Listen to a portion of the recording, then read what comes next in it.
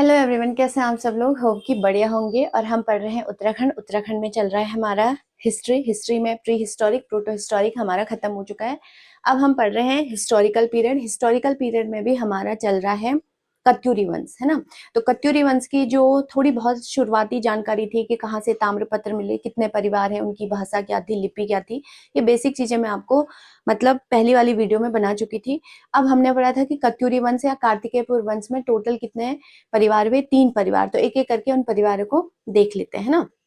ये जो आप शख्सियत देख रहे हैं ये है टॉयलेट मैन, और इनको जो है इनका रियल नेम, हालांकि ये तो इनकी उपाधि है, तो इनका रियल नेम है रमेश भटेजा, है ना, रमेश भटेजा। और इन्होंने जो है अभी क्या किया है, रमेश भटेजा, ठीक है। तो इनको लिम्का बुक में भी, मतलब लिम्का बुक में इनका नाम जो है वो दर्ज कर दिया गया है। शौचालय के प्रति ये लोगों को जागरूक करते हैं। एक बार PYQ भी आया था, तो ये भी आपको ध्यान रखना है ना। और इनकी एक अनोखी पहल है। इनका जो मतलब शौचालय के प्रति लोगों को जागरूक करने का जो तरीका है वो बड़ा अलग है और यूनिक है।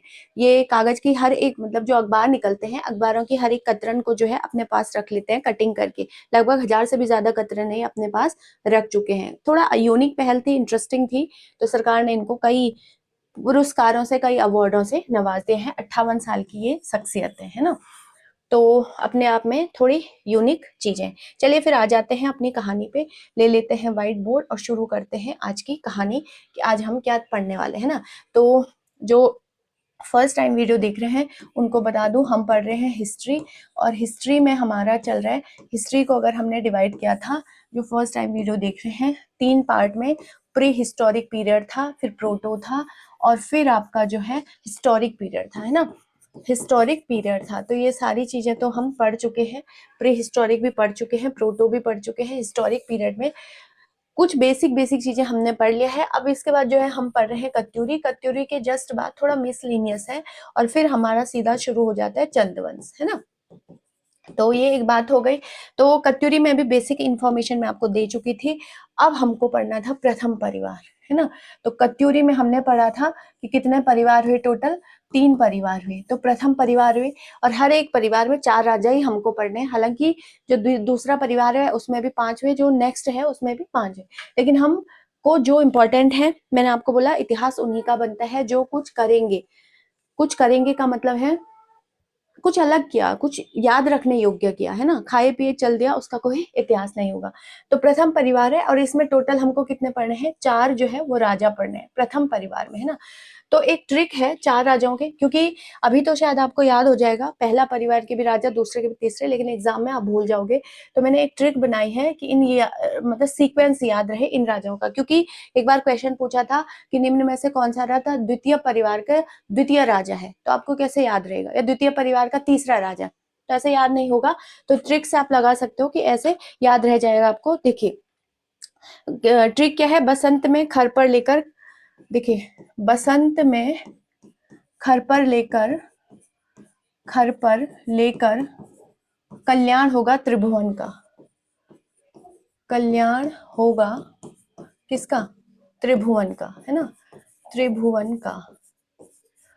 तो ये जो है एक ट्रिक है, ये आपको याद रखना है। अब कैसे, देखिए, या तो फिर अगर आपको ये ट्रिक याद, पहले इसी में देखिए पहला राजा कौन था जिसको संस्थापक भी माना जाता है, बसंत देव था। फिर खरपर देव था, है ना, खरपर देव था। फिर कल्याण, है ना। चौथा राजा तो त्रिभुवन राज हो जाएगा, त्रिभुवन राज, है ना। और ये तो आपको पता ही है कल्याण हो जाएगा, है ना। तो इसको आपको कल्याण राज, मतलब इनमें राज राज लगता था, तो अगर आपको लिखना होगा तो आप लिख लेना कल्याण राज, ठीक। तो क्या, बसंत में खर पर लेकर कल्याण होगा। अगर आप बसंत में खरपर या खप्पर कुछ भी बोल सकते हो, तब कल्याण होगा किसका, त्रिभुवन का, है ना।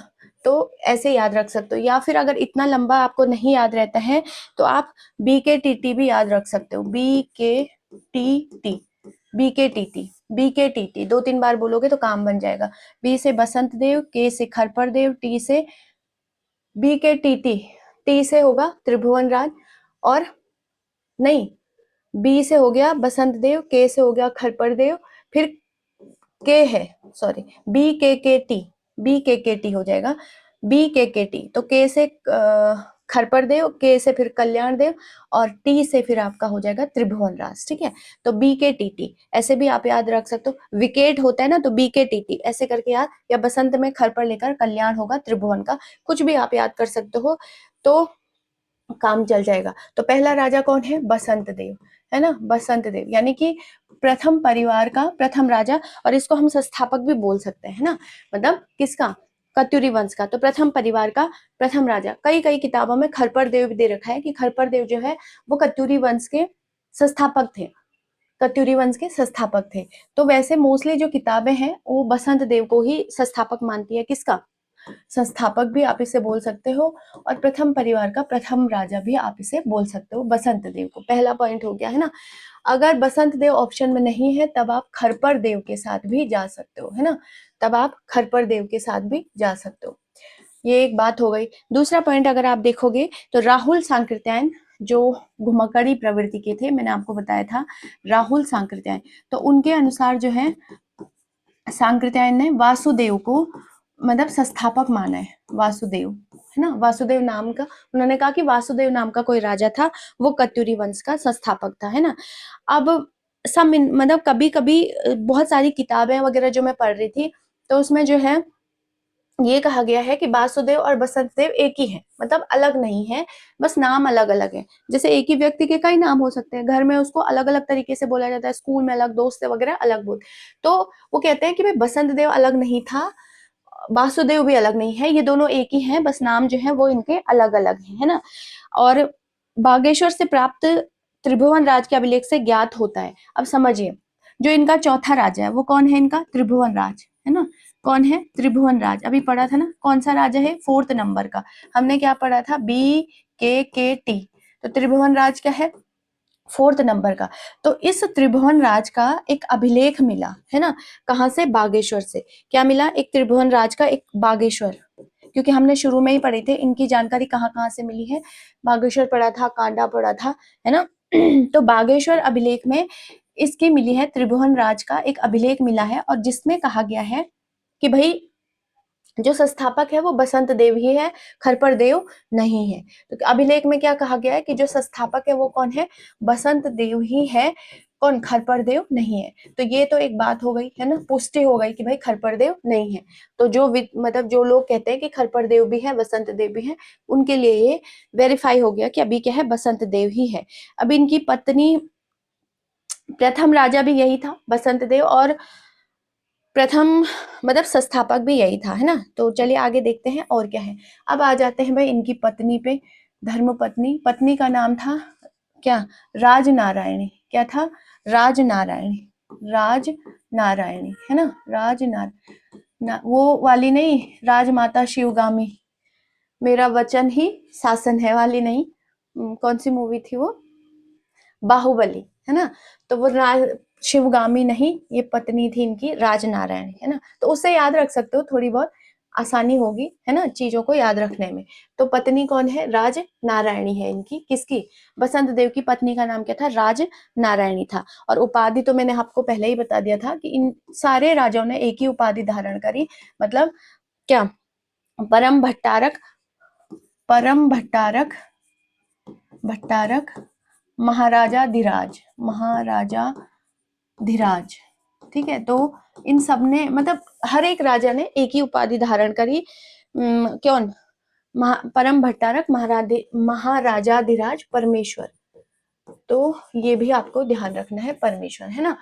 चलिए ये एक बात हो गई, उपाधि भी आपको समझ आ गई। या ऐसा क्वेश्चन आया है या आ सकता है कि कत्यूरी वंश के राजा कौन सी उपाधि धारण करते थे? तो परम भट्टारक, महाराजा धीराज, परमेश्वर की पत्नी आपसे पूछ सकता है कौन है? राजमाता शिवगामी। याद रखने के लिए बता रही हूँ, राजनारायणी है पत्नी का नाम, है ना। जोशीमठ के नरसिंह मंदिर का निर्माण बसंत देव ने किया। वेरी इंपॉर्टेंट और PYQ भी है ना। तो जोशीमठ में जो नरसिंह मंदिर है, जहाँ हमने पढ़ा था कि बद्रीनाथ भगवान की शीतकालीन पूजा होती है, वो जो मंदिर है जहाँ पर क्या तिमुंडिया मेला भी लगता है, उस जोशीमठ मंदिर का निर्माण इसी ने किया था, बसंत देव ने। किसने? बसंत देव ने। तो ये इंपॉर्टेंट है, बहुत बार, पता नहीं कितनी बार आया क्वेश्चन है। आपको पता है कि कत्यूरी वंश कब से? 700 से शुरू हो गया था और 1050 तक चला, है ना, 1050 तक। तो लगभग ठीक ठाक शासन हुआ, 300-350 साल जो है इन्होंने शासन किया, 3 सदी आप बोल सकते हो। तो एक अच्छा खासा टाइम पीरियड हो जाता है। इसीलिए 3 परिवार लगातार इसी के शासन करते रहे। तो अरे ये बस देव नहीं, बसंत देव, है ना। तो बसंत देव ने क्या किया? जोशीमठ में कौन सा मंदिर है? नरसिंह मंदिर। उसकी स्थापना किस श्रेय किसको जाता है? बसंत देव को सॉरी, बसंत देव को जाता है ना। हमने पढ़ा था। और यहीं पर जोशीमठ में ही वासुदेव नाम का, दूसरी स्लाइड ले लेते हैं, वासुदेव नाम का एक और मंदिर है ना। मतलब जोशीमठ में जो नरसिंह भगवान का मंदिर है उसी के आसपास, और वासुदेव नाम का एक प्राचीन मंदिर है। वासुदेव नाम का भी एक प्राचीन मंदिर है यही जोशीमठ में। क्या है? प्राचीन मंदिर। और इस मंदिर में, है ना, प्राचीन मंदिर है कहाँ? ये भी इधर ही लिख लेती हूँ मैं, जोशीमठ। इधर ही क्या है? जोशीमठ। तो इसमें श्री वासुदेव गिरिराज चक्र चूड़ामणि अंकित है। ओहो, ये क्या लिख रहा है? तो इसमें क्या अंकित है? इस प्राचीन मंदिर में अंकित कहाँ है? जोशीमठ में। और इसमें क्या अंकित है? इस जो ये मतलब जो ये मंदिर है इसमें अंकित है कि श्री वासुदेव चक्र चूड़ा सॉरी गिरिराज चक्र चूड़ामणि, गिरिराज चक्र चूड़ामणि, है ना, चक्र चूड़ामणि। तो कई जो ये चूड़ामणि है ना, तो ये यहाँ पर खुदा हुआ है। हो सकता है कि यह भी इनकी उपाधि रही होगी। कई जो इतिहासकार हैं वो ये भी कयास लगाते हैं कि भाई जो वासुदेव प्राचीन मंदिर है, क्योंकि हम पढ़ रहे हैं कि कई किताबों में क्या मिलता है कि वासुदेव और बसंत देव एक ही है ना। और एक और प्राचीन मंदिर है जोशीमठ में ही वासुदेव नाम का, जिसमें कहा गया है कि भाई इस मंदिर पर क्या खुदा हुआ है? श्री वासुदेव गिरिराज चक्र चूड़ामणि। तो कई लोग हो सकता है कि ये उपाधि इन्होंने ली हो, है ना। और बसंत देव ने, ये भी आया क्वेश्चन है, बसंत देव ने, है ना, बसंत देव ने क्या किया था? बागेश्वर के सामने, बागेश्वर के सामने ही एक जो है स्वर्णेश्वर मंदिर दान किया था, स्वर्णेश्वर मंदिर दान किया था, है ना। तो ये आया क्वेश्चन है, तो आप लगा सकते हो PYQ है ना। तो इन्होंने जो है, काटेगा मेरे को पता था, खैर कोई बात नहीं। तो क्या किया बसंत देव ने? बागेश्वर के ही सामने जो है एक मंदिर था, है ना, स्वर्णेश्वर मंदिर, उसको क्या है? दान किया था। तो ये किसकी बात हो गई? बसंत देव। बसंत देव के हमने उसमें टोटल देख लिए कि बसंत देव को ही संस्थापक माना जाता है किसका? कत्यूरी वंश का। और इसकी जानकारी कहाँ से मिलती है? जो प्रथम परिवार का चौथा राजा है यानी कि त्रिभुवन राज, उसका जो अभिलेख सॉरी उसका बागेश्वर जो अभिलेख मिला है उसमें ही कहा गया है कि इनका प्रथम राजा या संस्थापक कौन रहा होगा? बसंत देव रहा होगा। बसंत देव ने ही जोशीमठ में क्या किया था? नरसिंह भगवान का मंदिर बनवाया था, जिसमें क्या है? भगवान बद्रीनाथ की शीतकालीन पूजा होती है। इनकी पत्नी का नाम शिवगामी मतलब राजमाता राजनारायणी था, बसंत देव की, है ना। और स्वर्णेश्वर मंदिर बागेश्वर के सामने इन्होंने ही दान किया, मतलब बसंत देव ने ही दान किया था। तो कुछ बेसिक चीजें जो इंपॉर्टेंट हो जाती है वो आपको याद रखना है ना। बाकी और देख सकते हो आप कि दूसरा राजा क्या होगा। एक और मैंने आपको बोला कि बद्री जोशीमठ के ही सामने वासुदेव नाम का एक मंदिर है जिस पर क्या है? गिरिराज चक्र चूड़ामणि अंकित है। तो हो सकता है कि ये उपाधि हो। तो पहला राजा हमने देख लिया। अब देखते हैं हम प्रथम परिवार का दूसरा राजा, है ना, प्रथम परिवार का दूसरा राजा। तो दूसरा राजा कौन होगा? हमने क्या पढ़ा था? BKT यही पढ़ा था ना। तो के से क्या हो जाएगा? खरपर देव, खरपर देव, है ना। तो इसको तो काट लेते हैं। अब देखते हैं खरपर देव ने क्या क्या किया, दूसरा राजा, है ना। खरपर देव में देखते हैं मतलब द्वितीय राजा था। कई किताबों में आपको ये देखने को मिल जाएगा कि खरपर देव ही वास्तविक संस्थापक है। लेकिन बसंत देव का तो अभिलेख भी मिला है, तो इसलिए आपको ध्यान रखना है। सीधा आ जाते हैं इनकी पत्नी पे। उनकी पत्नी का नाम राजरानी है। इनका तो कल्याण करने वाली थी। तो इनकी पत्नी का नाम क्या था? कल्याण देवी, है ना। तो कल्याण देवी ने कल्याण कर लिया सबका, ऐसे याद रख सकते हो, ठीक है। अरे यार इसके साथ क्या दिक्कत है? कल्याण देवी। तो इनकी पत्नी का नाम क्या था? खरपर देव की पत्नी का नाम था कल्याण देवी। और कन्नौज के जो हमने पढ़ा था, आपको याद आ रहा होगा, कन्नौज, याद आ रहा है, कन्नौज, कन्नौज मौखरी वंश, इससे पहले मैंने आपको बताया था। तो कन्नौज में हमने पढ़ा था अलग अलग मौखरी वंश में राजा हुआ, जिसमें एक राजा था जिसका नाम हमने क्या पढ़ा था, यशोवर्मन, है ना। तो यशोवर्मन के ही समकालीन थे कौन, खरपरदेव। तो आपसे ऐसे ही क्वेश्चन पूछता है और पूछा भी गया है, समकालीन थे कौन, खरपरदेव। तो किसके समकालीन थे, कन्नौज नरेश, कन्नौज, जिसको हमने कान्यकुब्ज भी बोल दिया था, है ना, जिसका प्राचीन नाम क्या था, कान्यकुब्ज था। ये भी आपको एक बात याद रखनी है। चलिए नेक्स्ट राजा देखते हैं। और तीसरा राजा तो क्या था, बी के और टी, तो खरपरदेव हो गया। अब के से क्या होगा, कल्याण राज, तीसरा राजा है कल्याण राज, है ना। तो कल्याण राज देखते हैं, तीसरा राजा कौन है, कल्याण राज, कौन है, कल्याण राज, ठीक है, कल्याण राज। तो कल्याण राज देखते हैं कि किसका, प्रथम परिवार का तीसरा राजा है। इनकी पत्नी का नाम देख लेते हैं, पत्नी, तो पत्नी का नाम था इनकी लद्दा देवी, है ना, पत्नी का नाम था महारानी लद्दा देवी, महारानी लद्दा देवी, लद्दा देवी, लद्दे गद्दे वाली थी ये, है ना, लद्दा देवी, लट्ठा देवी, लद्दा, लद्दा देवी, गद्दा मत लिख देना, लद्दा देवी। नेक्स्ट पॉइंट है, और इसे अधिराज भी कहा जाता है, ये इंपॉर्टेंट हो जाता है, अधिराज, है ना, अधिराज किसको कहा जाता है, कल्याण राज को अधिराज भी कहा जाता है। तो ये एक बात हो गई, अधिराज भी इसे कहा जाता है। नेक्स्ट राजा है, ये खरपर देव का ही बेटा था, बसंत देव, फिर बसंत देव के बाद कौन बना था, खरपर, और खरपर देव का बेटा था कल्याण, खरपर देव का बेटा था कल्याण। तो कल इसके बाद नेक्स्ट राजा कौन बना, मतलब फोर्थ राजा प्रथम परिवार का, तो आपको पता ही है त्रिभुवन राज, कौन था, त्रिभुवन राज। तो यहाँ तक आपको कहानी समझ आ गई होगी, त्रिभुवन राज। देखिए त्रिभुवन राज जो है उसमें देखते हैं, ये अंतिम राजा भी आप इसको बोल सकते हो, प्रथम परिवार का अंतिम राजा भी आप इन्हें कह सकते हो। और त्रिभुवन राज ने जो है वो व्याघ्रेश्वर, व्याघ्रे, नहीं गलत लिखा है मैंने, व्याघ्रे, क्या होगा, व्याघ्रे, है ना, ऐसे ही होगा देखना, व्याघ्रे, सही लिखा है, व्याघ्रेश्वर, व्याघ्रेश्वर मंदिर के लिए भूमिदान की, व्याघ्रेश्वर मंदिर के लिए भूमिदान की, है ना, के लिए भूमिदान। तो इम्पोर्टेंट हो जाती हैं चीजें, व्याघ्रेश्वर मंदिर के लिए भूमिदान करी थी त्रिभुवन राज ने, है ना। और किरातों से इसने, कहा जाता है कि किरातों से इसने संधि कर ली थी। कई कई किताबों में ये भी मिलता है कि जो त्रिभुवन राज था उसके समय पर बंगाल के शासक धर्मपाल ने जो है वो युद्ध किया था, आक्रमण किया था, और धर्मपाल ने इस पर कब्जा कर लिया था, इसलिए प्रथम परिवार का जो है, मतलब प्रथम परिवार समाप्त हो गया। ऐसे देखने को मिलता है कहीं कहीं कि भाई जो उस समय बंगाल पर एक शासन, मतलब शासन चल रहा था, पाल वंश, है ना, इतिहास में बताऊंगी। ये पाल वंश वही है जिन्होंने त्रिपक्षीय संघर्ष किया था, है ना। तो एक अलग बात है, वो हिस्ट्री का पार्ट है, बताऊंगी। तो कहा गया है कि भाई वो पाल वंश, मतलब जो त्रिभुवन, सॉरी, जो धर्मपाल है उसने इसके समय भी आक्रमण किया, इसलिए प्रथम परिवार का नाश हो गया, मतलब समाप्त हो गया, नाश ही समझ सकते हो आप, है ना।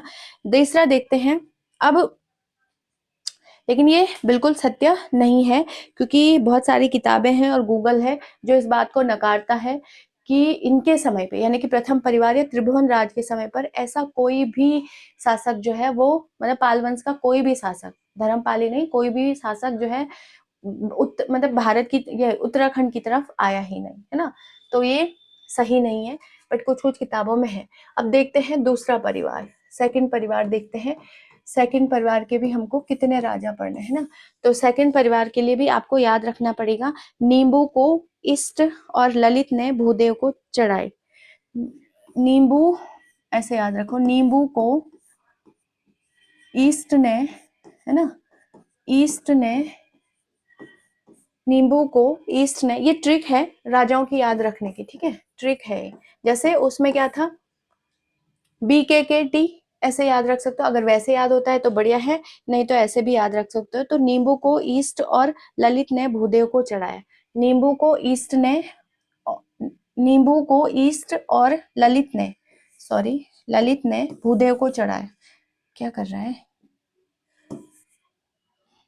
नींबू को ईस्ट और ललित ने भूदेव को चढ़ाया। ललित ने किसको चढ़ाया? ने भूदेव को चढ़ाया। भूदेव को चढ़ाया, है ना, को चढ़ाया। तो ये एक बात हो गई। इतना लंबा याद नहीं रह सकता है तो आप NELC भी कर सकते हो। NELC, NELC, है ना। देखिए ये हो जाएगा निम्बर वन, मतलब निम्बर वंश हो जाएगा या निम्बर हो जाएगा राजा का नाम। ई से क्या हो जाएगा? ईष्ट देवगण। एल से हो जाएगा ललित सूरदेव और सी से हो जाएगा है NELC। सी से आपका क्या हो जाएगा? कौन सा राजा था इसमें? चौथा राजा। ललित सूरदेव के बाद कौन सा बना था? चौथा तो भूदेव था। NELC नहीं, NELB। NELB।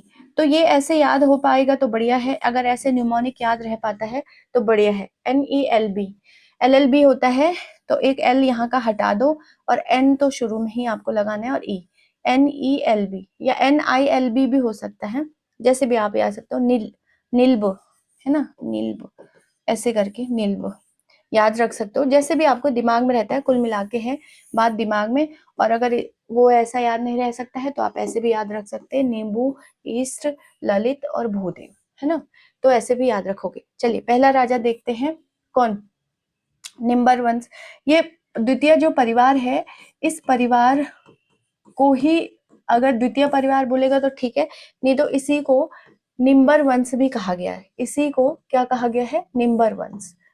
तो द्वितीय परिवार का नाम निम्बर वंश। जैसे प्रथम परिवार का नाम बसंत, है ना, बसंत देव कहा गया। तो ये जो राजा के थे उसी के नाम से इनके वंश भी हो गए। तो पहला राजा कौन सा हमने पढ़ा था? निम्बर वंश। राजा ही निम्बर वंश हो जाएगा। द्वितीय वंश, संस्थापक ही आपका कौन है? निम्बर है। तो निम्बर को ही क्या कहा गया? संस्थापक। संस्थापक ही कौन है आपका? निम्बर। निम्बर देव, मतलब इसका निम्बर देव है इसका नाम। वंश तो वंश का नाम हो गया, इसका नाम क्या है? निम्बर। तो संस्थापक है आपके कौन? निम्बर देव। यही आपको याद रखना है। पहला परिवार है। दूसरा परिवार का है, इनकी पत्नी का नाम था नाथू। नाथू या कहीं कहीं नाशु भी मिलता है ना, नाशु या नाथू। किसकी पत्नी का नाम? निम्बर वंश के, जो मतलब निम्बर देव था, नाशु या नाथू, है ना, संस्थापक थे। बागेश्वर शिलालेख में इनका नाम निम्बवर्त मिलता है। यहां तक आपको समझना है। पत्नी है ये, पत्नी का नाम क्या है?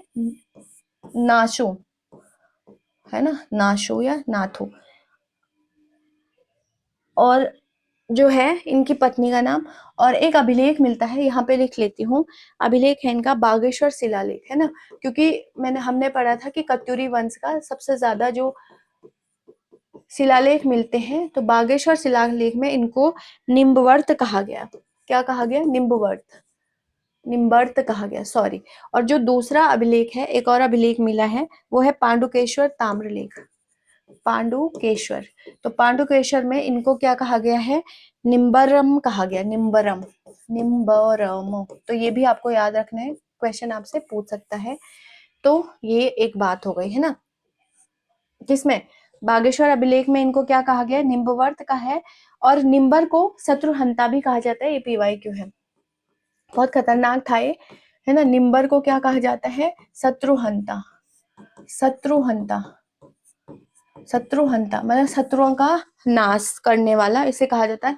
सबसे खतरनाक था ये, है ना, कौन? निम्बर देव, बहुत खतर, इसीलिए इसे शत्रुहंता भी कहा जाता है। और ये शैव धर्म का अनुयायी था। अगर आपसे पूछ लेगा तो ठीक है, नहीं तो कोई बात नहीं। तो शैव धर्म का ये क्या था? अनुयायी था। कौन? निम्बर, है ना। आगे देखते हैं इसमें क्या है। जागेश्वर मंदिर में विमानों का निर्माण भी इसी ने किया। ये आया क्वेश्चन है, PYQ है। जागेश्वर मंदिर में विमानों का निर्माण, जागेश्वर, है ना, जागेश्वर मंदिर में, जागेश्वर मंदिर में विमानों का निर्माण। तो जागेश्वर मंदिर में विमानों का, विमान मतलब वो वाले नहीं, एयर इंडिगोरिया। विमान मतलब होता है पहले एक ही मंजिला घर बनते थे, है ना, और फिर जब ये आया तो इसने इनके ऊपर 2 मंजिला भी बना दिया। तो विमान का मतलब होता है 2-3 मंजिला इमारत, 2-3 मंजिला इमारत। तो इसने ही शुरू कर दिया, विमानों की शुरुआत करी इसने।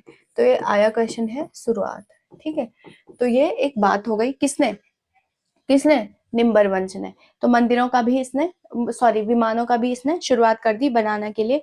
और एक नालंदा अभिलेख मिला है, नालंदा अभिलेख। नालंदा अभिलेख में कहा गया है कि इसके समय जो है पाल वंश यानी कि बंगाल के पाल वंश ने आक्रमण किया। तो ये तो अभिलेख मिला है तो शायद फिर ये सही है, क्योंकि जब आपको जानकारी जो सोर्स है वो मिल गया तो फिर सही है। तो जानकारी मिलती है किससे, निम्बर देव के समय एक अभिलेख मिला, नालंदा अभिलेख, है ना, नालंदा अभिलेख। और नालंदा अभिलेख में कहा गया है कि भाई इसके समय क्या हुआ, नालंदा अभिलेख में क्या कहा गया कि पाल वंश के, बंगाल के पाल शासक धर्मपाल ने पर्वतीय भाग पर आक्रमण किया। किस भाग पर, पर्वतीय भाग पर आक्रमण किया। तो ये तो प्रूफ हो गया ना, पर्वतीय भाग पर। जैसे ऊपर हमने पढ़ा था कि त्रिभुवन राज के समय पर क्या हुआ था, जानकारी कोई मिली नहीं, बस ऐसे ही बोल दिया और सत्य भी नहीं है। लेकिन इनके समय पे यानी कि निम्बर देव के समय पर जानकारी तो मिली गई है कि नालंदा अभिलेख में किसने, मतलब पाल वंश के शासक धर्मपाल ने पर्वतीय भाग की ओर आक्रमण किया, है ना।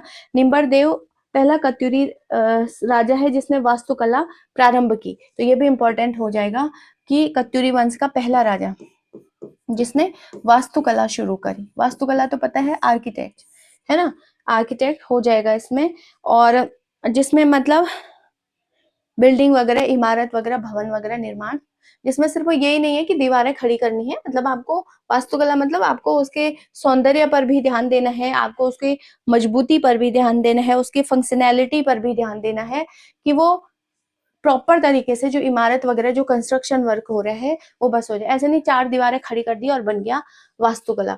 तो वास्तुकला किसके समय पे प्रारंभ हो गई थी, निम्बर देव के समय पे, कत्यूरी वंश में। तो वास्तुकला पर मतलब बहुत बेहतरीन तरीके से इसने बनाना शुरू किया था बिल्डिंगों को, भवनों को, है ना। तो ये भी एक बात याद है और इम्पोर्टेंट हो जाता है।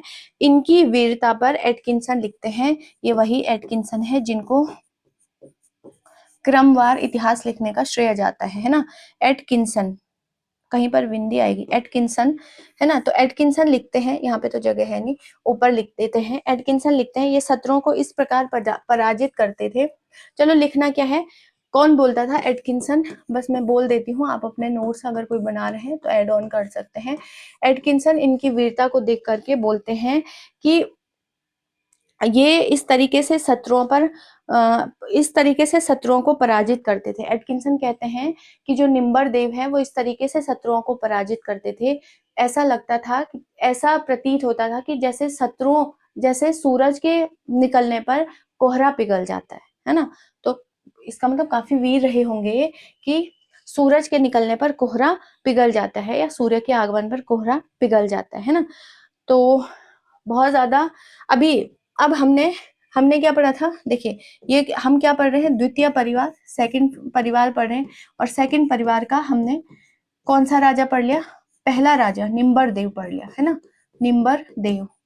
तो निम्बर देव। और अब इसके बाद हमको दूसरा राजा पढ़ना है। तो दूसरा राजा कौन हो जाएगा आपका, हमने पढ़ा था क्या, निम्बर देव पढ़ा था, NI, और इसके बाद NI, और फिर क्या पढ़ा था, LB, है ना। तो ये हमने पढ़ा था, भूदेव लास्ट पढ़ा था, NILB।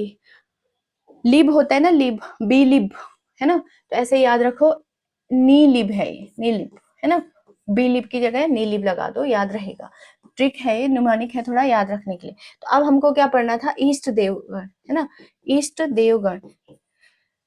इनके समय पे ही शंकराचार्य का भी आगमन हुआ।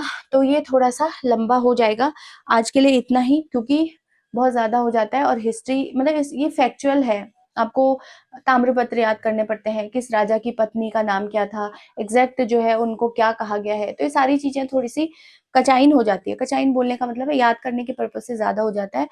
तो इसको जो है दूसरी वाली स्लाइड में देख लेंगे, दूसरे परिवार का दूसरा राजा हम नेक्स्ट वाली वीडियो में पढ़ेंगे। तब तक के लिए जय हिंद, जय भारत, जय उत्तराखंड। आपको चैनल थोड़ा भी हेल्पफुल लगता है तो आप चैनल को लाइक शेयर सब्सक्राइब तो कर ही देते हैं, साथ में आप कमेंट कर सकते हैं।